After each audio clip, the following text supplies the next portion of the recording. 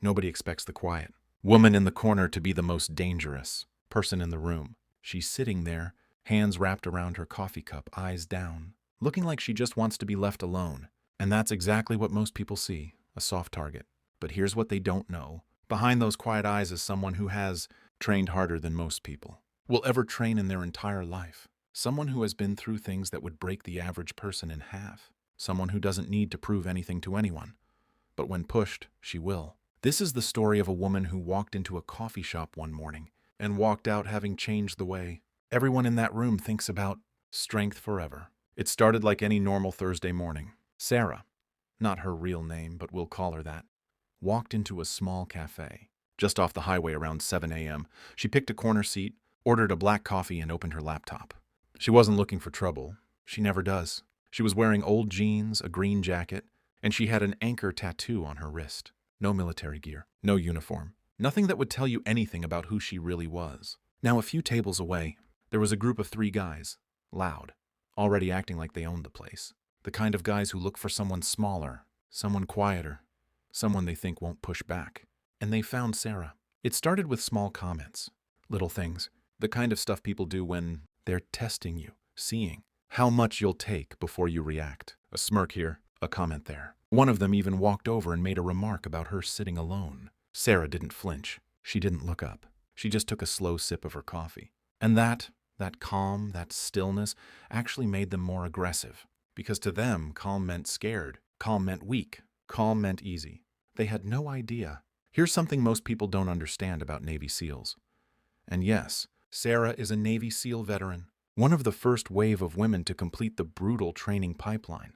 The SEAL training program, officially called BUD-S, Basic Underwater Demolition SEAL Training, and has a dropout rate of around 75 to 80%. Some years it's even higher. And that's not because people don't try hard enough. It's because the training is specifically designed to find the absolute limit of what a human being can handle, physically, mentally, emotionally, and then push past it.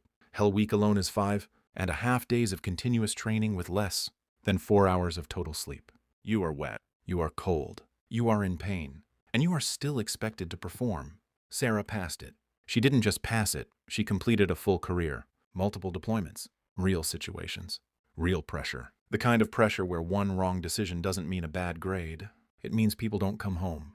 And after all of that, after everything she had seen and done, she was sitting in a coffee shop on a Thursday morning trying to enjoy a quiet cup of coffee. So when the loudest guy in the group stood up and walked over to her table, leaning over her, hands flat on the surface, trying to intimidate her, what happened next is what nobody in that cafe expected. She looked up, not in a scared way, not in a please leave me alone way. She just looked at him, steady, calm, like she was simply waiting for him to finish. He said something aggressive, the kind of thing designed to embarrass someone in public and get a reaction out of them. And Sarah, quietly, without raising her voice even slightly, said something back. Short, calm, direct. The kind of response that makes the air in the room go still. The guy blinked. He wasn't expecting that. He was expecting tears or apologies or someone shrinking away. He got none of it. He pushed harder. He made a comment about the anchor tattoo on her wrist. Said something like, "What's that, your boyfriend's?" Trying to get a laugh from his group. Sarah looked at the tattoo, then back at him. Then she said very calmly, "That's from my time in the Navy. I'd explain what I did there, but it's classified." The cafe went quiet. Not because she said something dramatic, not because she raised her voice, but because of the way she said it, with zero need to impress anyone. Zero fear, zero performance, just fact. Now the guy had 2 choices. Back down or keep going. He kept going. He laughed and said, "Yeah, right," and started to lean in again.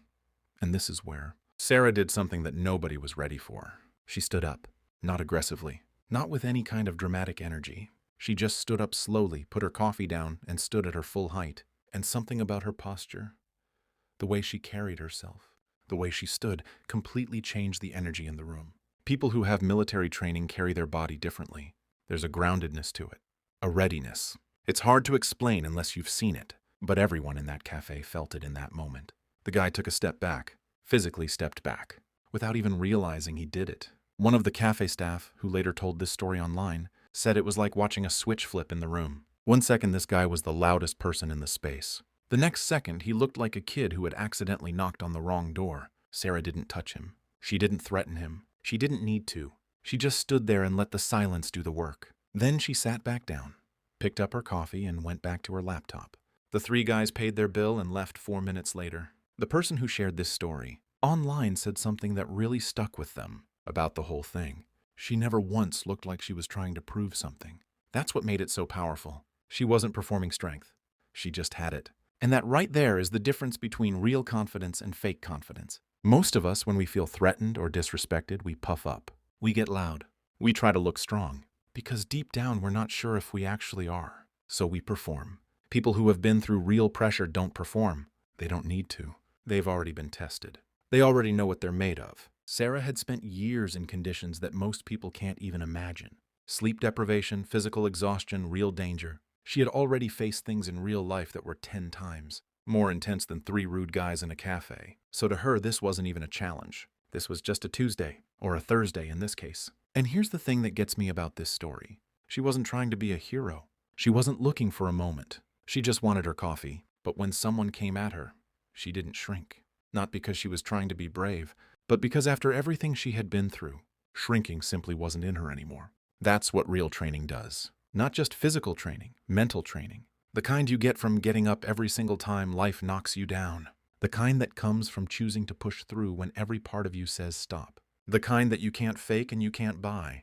A study from the University of Pennsylvania found that what they call mental toughness, the ability to stay calm and perform under pressure, is one of the strongest predictors of success in military training and in life in general. And the interesting part?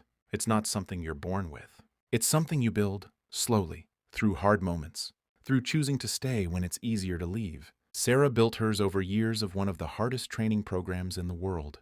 And it showed in a coffee shop on a Thursday morning without a single punch being thrown. Real strength is quiet. Real confidence doesn't need an audience. And the most dangerous person in any room is usually the one you completely underestimated. They saw her as an easy target. 15 seconds later, they knew exactly who she was. If this story hit you, the next video is already on your screen. Go watch it right now.